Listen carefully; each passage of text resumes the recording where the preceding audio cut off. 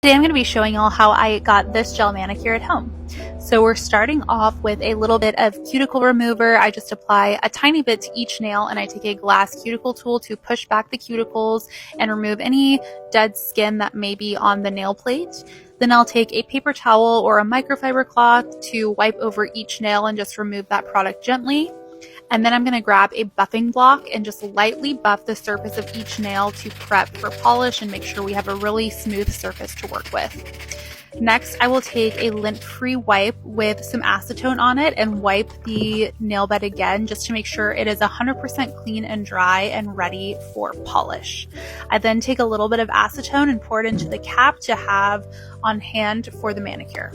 Now we're starting off with base coat. I'm just applying a very thin layer to each nail, and although this is clear, you still want to be as precise as possible because you want to have a good foundation to lay your color on top of.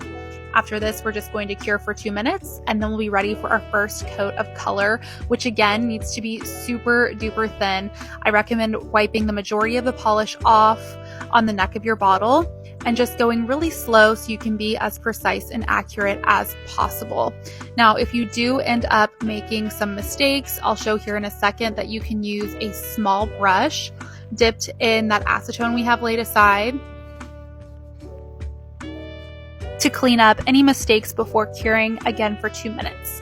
You're then going to repeat that step and just do another very thin coat.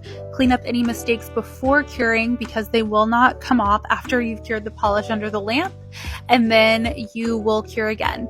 You can stop after 2 coats if you're happy with the opacity, but I usually do 3 just to make sure there are no streaks at all. This little detail brush is really a lifesaver and what will give you the look of a super professional mani and clean cuticle line. So we're curing again, and then we're getting ready for our third and final coat of color.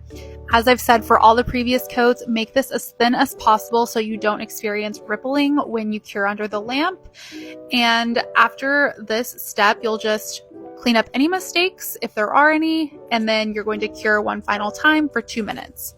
Then we're on to top coat. So we're applying a thin coat of top coat. Same thing here. I would recommend cleaning up any mistakes even though it's clear because 1, you can develop an allergy, and 2, it's going to just give you the most professional finish to spend the extra couple of seconds removing any polish that may have gotten on the skin.